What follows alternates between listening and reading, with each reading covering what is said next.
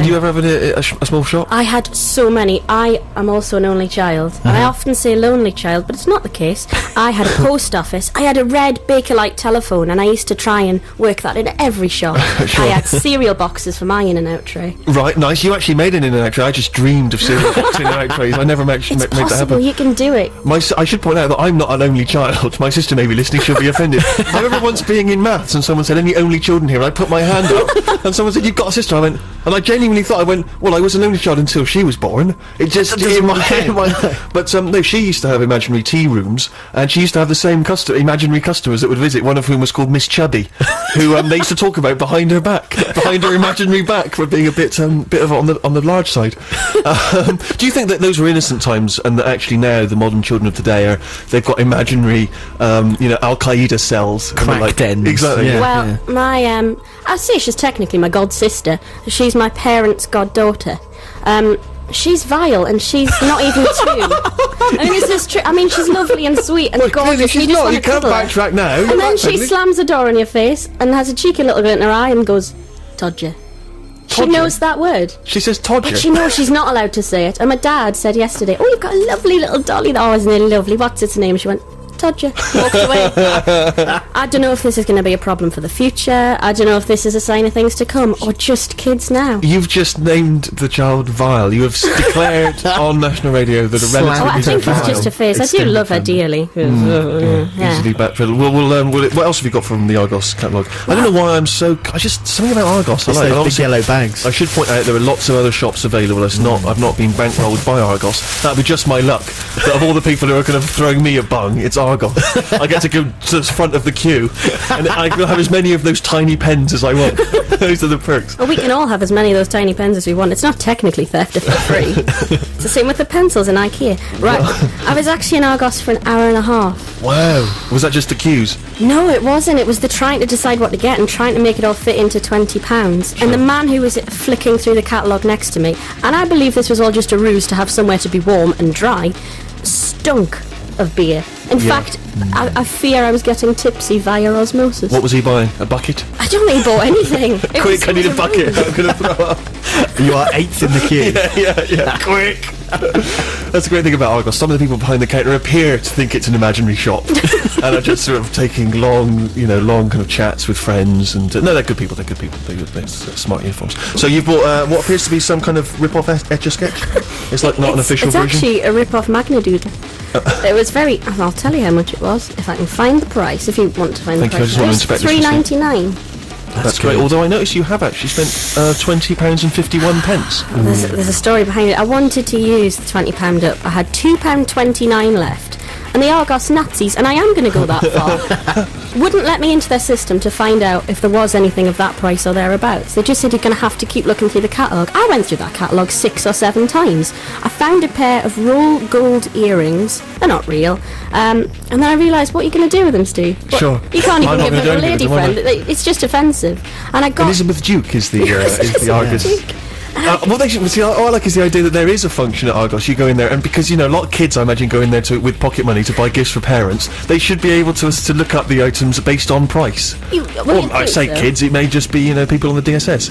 They've got a certain amount of cash. They need to buy their kids, a gift. Well, this is how it's going to go, because you've got the pound shops already. I've seen those superseded by 50p shops. But if every shop just sold items of a single price, then you say, well, I've got £8 on my pocket. I'll go to the £8 shop, see what I can get, or maybe I'll have 2 things from the £4 shop.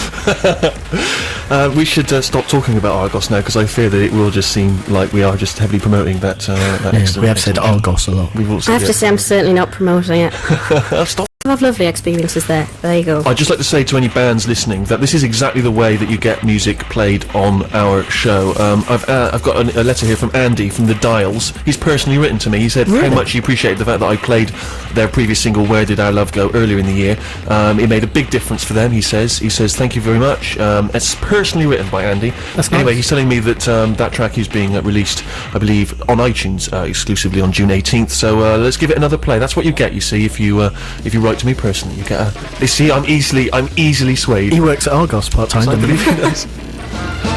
Dials, Where Did Our Love Go? I play that because Andy from the band has personally written to me. You see, if Cliff Richard did that at Christmas time, wrote to each individual DJ and said, please play my Christmas single, maybe he'd get some airplay, but instead he just whinges, perhaps on Richard and Judy. So, I think it's a valuable lesson there. If you're in a band and, it could be big or small, you might be Phil Collins, you might be some bloke from Biffy Clyro.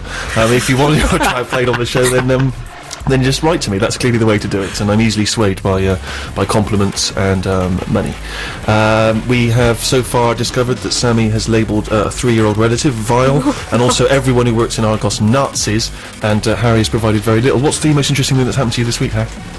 Well, Steve, I look after a team of 6 people in the bank where I work, and occasionally you have to send them out on training courses. Of course. And the bank very kindly provided a team leadership, or rather a team ethics kind of course.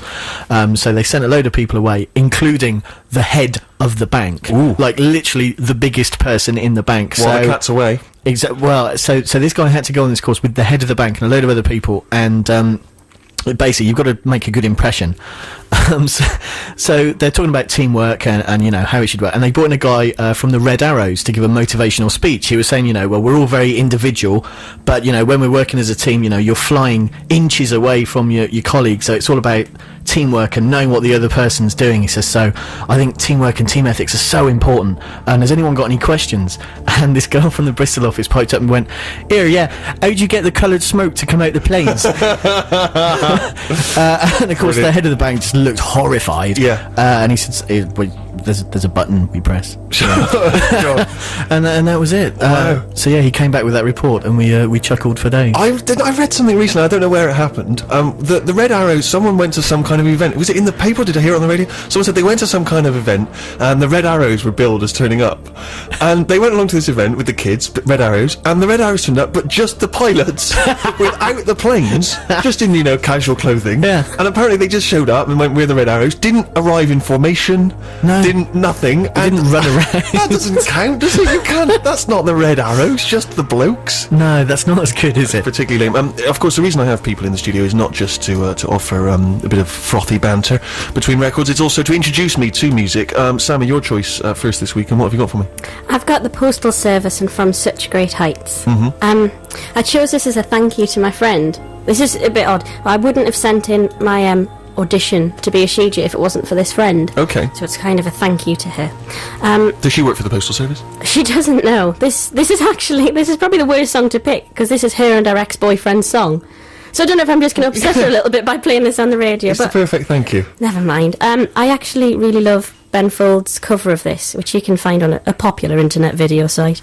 And he did it on Triple J, but that's not on an album. But this is a really, really lovely song. The Postal Service, From Such Great Heights, the choice of Sammy Arshije on this week's The Steve Show. I was just thinking, Harry, you mentioned about the girl who asked the question, how do the Red Arrows make that smoke appear? Yeah. And I was thinking to myself, what is the best she could have hoped for? Other than I press a button. Yeah, we take a series of multicoloured tablets, we synchronise our watches, at the right moment we drop our trousers. And, it's just absurd. It's all, but it's great questions that people asked in training seminars. Now, I remember the great thing with doing training seminars, the ones I went on, was the fact that you either knew it or you didn't, and there was no, and the people that were so stupid as to not be able to figure out how to work in a team were never going to learn, however much. My friend went to one once, and the guy, he was trying to be really dramatic, and he was a health and safety one, and he worked for a telephone company, and the guy just came, he just set fire to a waste paper bin. He just went, how would you put that out? And my friend just went, I don't know, urinate on it. It's like, come on, it's just such a facile question. I know, stick my face in it, what do you expect? And we need to rush to the news, but we'll try and squeeze in the new single from the Queens of the Stone Age beforehand. This is 3s and 7s. Athlete and West Side. There was an interesting article in The Guardian a few weeks back. Did you read it about... Apparently I didn't realise, but Athlete are quite a religious bunch of lads. Yeah. And that song actually refers to, in part, a place I think called the House on the Rock International Church in South East London, from where they came.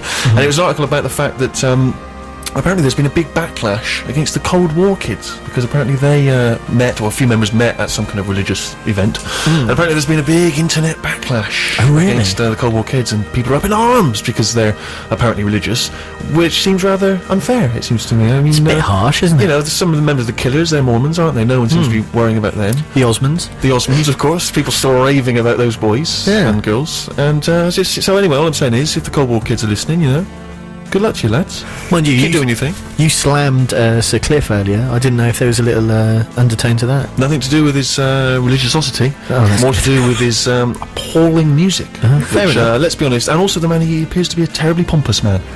Which, you know, there's one thing I don't dislike, it's pomposity. Have you sampled Sir Cliff's wine? No, but did you see that extraordinary thing when he was being interviewed by Gordon Ramsay on the F Word, and they had a couple of masked bottles, and Cliff was being asked to taste them, and he tasted a bottle of wine. He said, "This is absolutely disgusting. I wouldn't pay for it." They revealed it to be one of Cliff's bottles. He was furious. They kept that in. Oh, and you can imagine that Cliff, you know, he a man who presumably is, as Woody Allen would say, has been on double dates with God, and is able to kind of bring down his true wrath on Gordon. My God. You know, a man who's used to effing and blinding. But Cliff was furious. You could see that genuine spark of the devil woman in his eyes.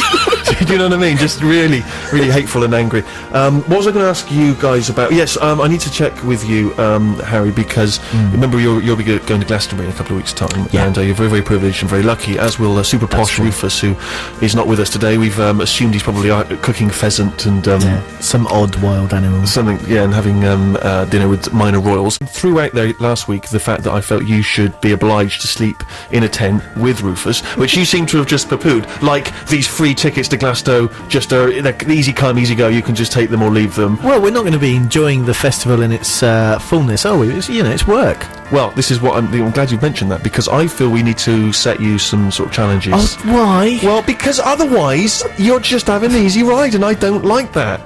You know? Why not? I have worked hard to get to a position where I get an easy ride, alright? But you, as far as I can tell, have done nothing. I come in here every Sunday, keep you company, you know, laugh at your jokes, and this is what I get. Well, what I'm thinking is, we'll make it simple enough, right? We want sort of suggestions from the listeners as to sort of a series of, if you like, this you know, is like the kind of tasks of Hercules, you know, minor little things. So, for instance, you know, I remember when Michael Palin went around the world the first time, and he asked a bunch of his mates, what do you want me to bring back for you? And they had to bring back kind of a roof tile from Iran or something, you know, and various things. It was all quite tricky. It just ruined his trip slightly.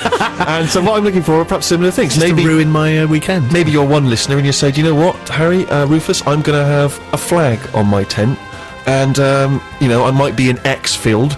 I want you to come and retrieve this if flag. we're given the field, it's a possibility, but it's a big place. It may be that you want to, you know, we want you to go and talk to someone who, you know, one of those guys that's perpetually dancing outside the electronica tent, even at like 4 in the morning. He's still I'd going. be doing that anyway. So Sure. That's not a problem. So anyway, just a few suggestions of things which will just slightly ruin their weekend. I'll send them off when we arrive to seek out these things. It may be to sort of to talk to people, to collect something, maybe just to stand in the queue for the toilets. Is there men and women queues, or is it just everyone for themselves? I can't remember. No, they are separate, I think. Yeah, maybe just stand in the ladies' queue so you can get all the way to the front and go in without anyone complaining.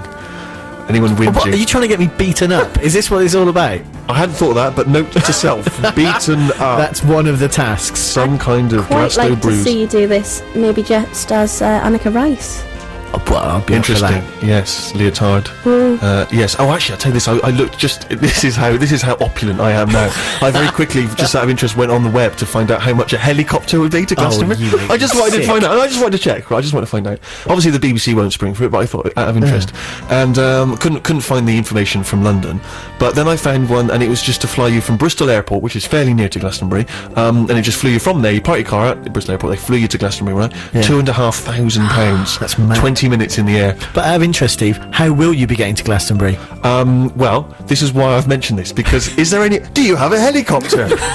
Are you flying people to Glastonbury for free? Get in touch. What's the email address? It's stephen.sixmusic@bbc.co.uk.